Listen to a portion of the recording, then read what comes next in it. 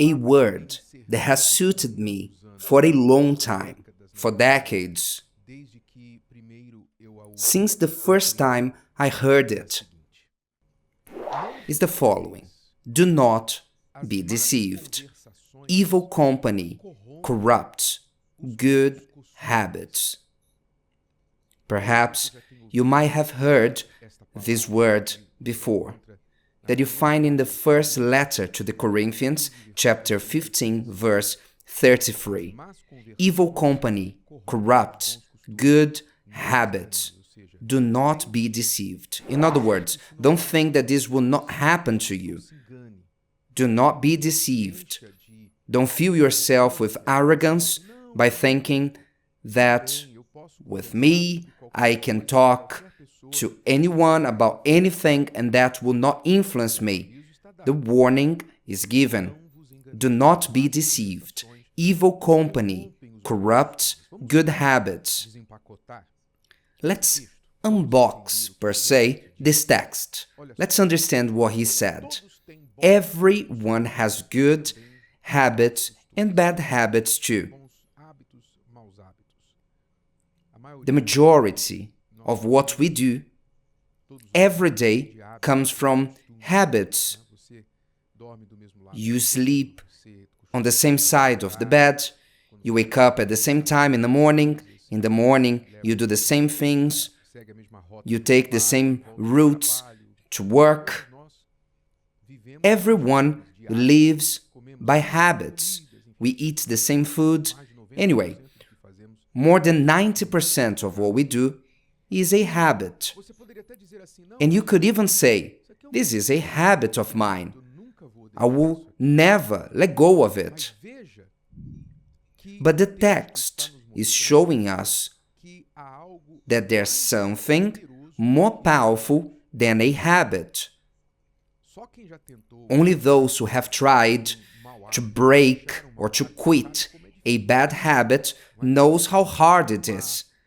Those who tried to quit smoking or to stop eating certain food that harms them, only they know how hard it is to break a bad habit.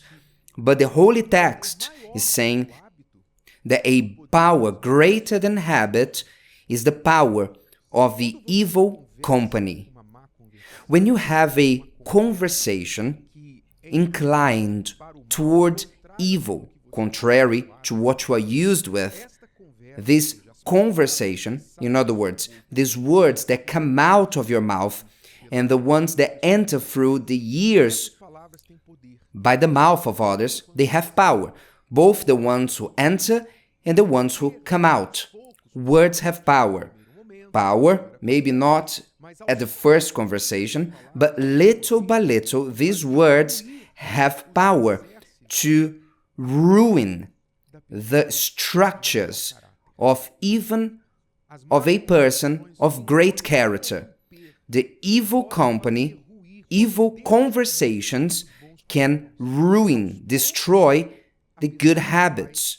Little by little, the person starts to open their mind for other ideas, wrong ideas, and they start to abandon the good habits. This is the warning that the word gives us. And I have seen many who were good people, of good character, people who did wonderful things, good friends, good company, and suddenly, being unaware or with this arrogance of thinking, this does not work with me. I can have any conversation. I can expose myself to any company. I don't let myself be influenced.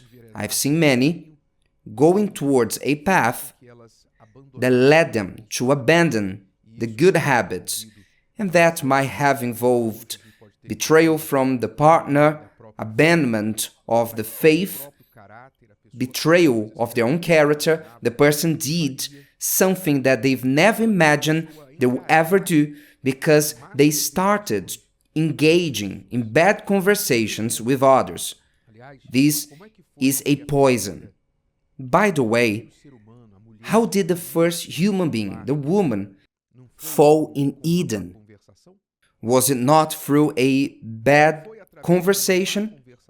Was it not through a bad conversation that the serpent managed to induce Eve what she was already not determined to do? A bad conversation can change good habits. A bad conversation can corrupt you. That is why, if you have sense, if you want to keep your character, your marriage, your conduct, your faith in God intact, then you must avoid. Just as one who avoids a pest, you must avoid evil company. In any shape or form, you must. Whether in the privacy of your room, with your husband or wife, or on the phone with your best friend, or on the internet, in chat rooms, or direct messages, whatever it is, even through a fake profile. And you know, there's not such a thing as a fake profile. The fake profile that the person creates is the person themselves. They pretend to be something, but it's just what they practice through a fake profile. So whatever is the means, do not engage in evil company unless you want to corrupt your good habits. On the other hand, we can also understand that if bad conversations can corrupt good habits, the good conversations can repair bad habits. If you want to change your life, if you want to change your behavior, how you behave, how you are as a person, you have to look for people who will talk to you to take you to a higher level. Conversations that take you higher. Conversations of wisdom, of intelligence, of counsel.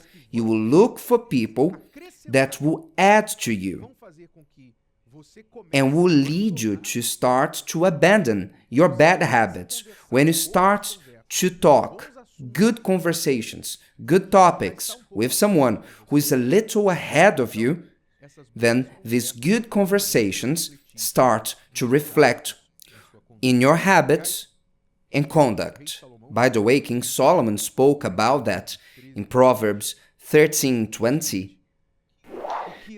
He who walks with wise men will be wise. Look at this.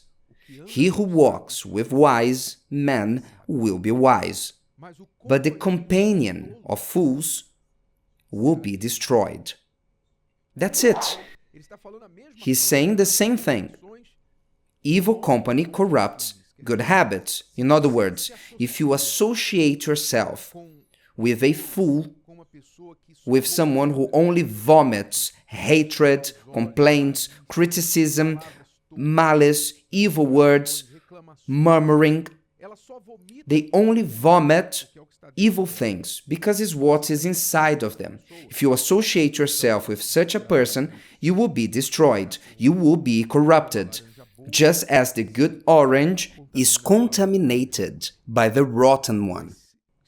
But if you walk with a wise person, the wisdom of the wise will start to affect you, start making you a more wise person who aims for more noble things. But how can I walk with a wise person? First, walk with God, the source of all wisdom. Fear God, because the fear of God is the beginning of all wisdom. Fear God above all, because those who fear God don't engage in bad conversations regardless of the situation, even if you erase it. Because today, people engage in bad conversations. They say, delete what I sent you.